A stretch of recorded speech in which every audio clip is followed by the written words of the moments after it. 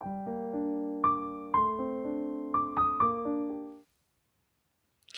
บายดีเนาะทุกคนมื้อนี้เฮามารีวิวสวนเฮาตื่มเนาะเห็นบ่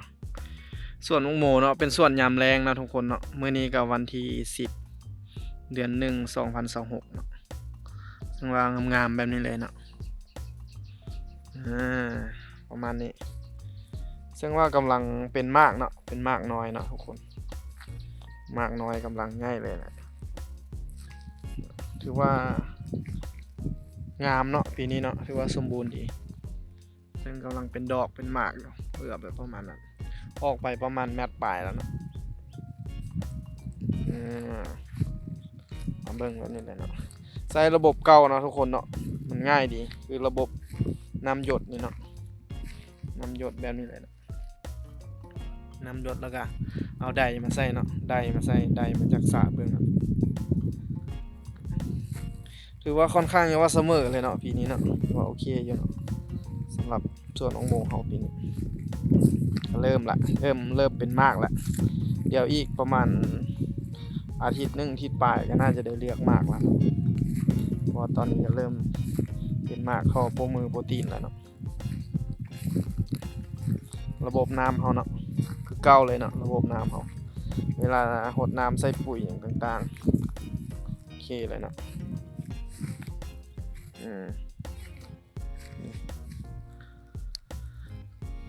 ใบหากใบกับปกติเนาะซึ่งว่าอยู่ในช่วงโมงนี้ก็โมงขึ้นสวยนะพักปอนตอนสวยเสียแหน่งหาก็แล้วนะเสียแหน่งก็แล้วปกติไปเลาะเบิ่งตื่นเนาะเลาะเบิ่งอยู่เบื้องหนึ่งถือว่าโอเคเนาะมันเป็นคูมันเป็นแบบนี้เนาะทุกคนเนาะถ้าเขาย่างเครื่องกลางเลยเนาะแล้วก็น้ำไหลทั้งสองข้างแบบนี้เลยย่างไปบอลคนย่างเลยเนาะเครื่องกลางเวลาย่างเลือกมากต่างๆนี่ก็ถือว่าปีนี้อากาศก็ค่อนข้างหนาวเนาะแต่ก็ถือว่าได้อยู่บางโมหอมักอากาศเย็นอยู่วันที่10 เดือน 1เนาะปัจจุบันนี่เนาะ10 เดือน 1แล้วเนาะเริ่มเป็นมากถือว่าพื้นที่ก็ถือว่าตัวนี้เราอยู่ประมาณปลูกอยู่ประมาณ4,000เนาะทุกคนเนาะ4,000เบียร์เนาะซึ่งว่ามี3เจ้าเนาะเจ้าหนึ่งก็อยู่เบื้องนั้นนะเบื้องนั้นเจ้าหนึ่งก็อีกอยู่หนึ่งก็อยู่ฝากหัวตรงนั้นต้นไม้หุ้นเนาะที่ว่าเขตกับเขตบ้านขุดสมบัติเนาะบ้านทองมั่งเนาะต่อขุดสมบัติต่อทองมั่งเนาะคือกันเลยเนาะเบื้องนี้ก็กำลังงามเลยแหละกำลังดัวนี่หน่วยมักโมมันจะออกมาแบบนี้เนาะยาวๆแบบนี้เลยหน่วยยาวๆมันยาวตั้งแต่ตอนยังน้อยเลยนะเนาะโมเมนต์ว่ายาวตั้งแต่ตอนใหญ่ขึ้นมาเลยมันออกมาเจาะออกมามันก็ยาวแล้วเบื้องนั้นก็ตูบมันนอนเฝ้าเนาะเรื่องนี้สระเฮามี2หน่วยเนาะหน่วยหนึ่งอยู่เบื้องนั้นก็หน่วยหนึ่งอยู่เบื้องนี้เนาะสระเฮา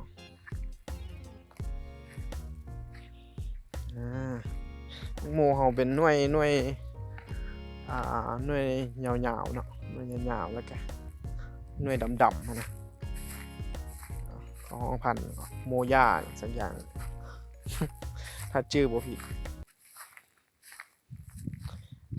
ดีเป็นใบใหญ่แบบนี้เลยนี่เลยงามๆเลยเนาะใบกกงามปกติเลยเนาะคือระบบน้ำหยดแบบนี้มันจะ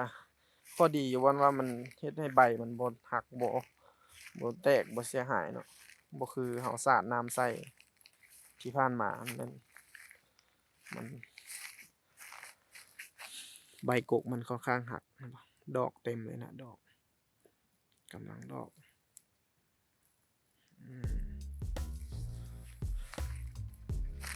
จัยหลักก็คือ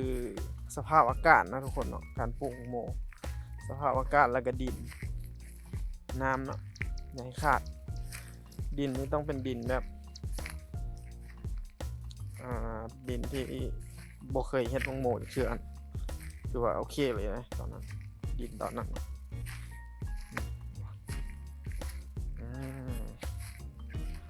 มาเลาะเบื้องเส้นเนาะเสมอกันเลยเนาะทุกคนเนาะย่างมากันเป็นคู่ที่2ที่3ก็คือว่ายังเสมอกันอยู่คือว่าโอเคเนาะสำหรับปลูกก็ต้องไปท่ารุ่นอีกเบิ่งอีกเทื่อนึงเนาะว่าระยะการเอามากมันสิได้พร้อมกันบ่ถ้าได้พร้อมกันก็ถือว่าสุดยอดแล้วเนาะเวลาเราใส่ฝุ่นใส่ปุ๋ยต่างๆมันก็พร้อมกันไปเลยกำลังจอเลยแหละระยะเวลาก็ประมาณเดือนปลายแล้วนะทุกคนเนาะเดือนปลายอายุเดือนนั้นถือว่าโอเคเนาะเขาก็ไม่ได้ปลูกหลายพอบันไดเนาะสำหรับส่วนเขาน่าจะ 4,000 ปลาย 5,000นี่แหละประมาณนี้แหละบวกลบระบบถ้าว่าส่วนเขาคูมันยาวเขาก็ใส่ระบบตัวท่อน้ำใน2ท่อเนาะเบื้องข้างหลังเขากันท่อหนึ่งละเบื้องอีกท่อหนึ่งใส่ระบบตัดเข้ามาเพราะว่าแรงดันมันจึงพอเนาะ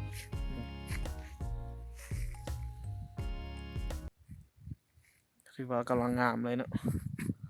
เรื่องนั้นก็กำลังเป็นตะเบิงเลยโอ้สุดยอดเนาะโอเคนะสำหรับคลิปนี้ครับก็ประมาณนี้เดี๋ยวคลิปหน้าเรามารีวิวเบื้องต่อเนาะ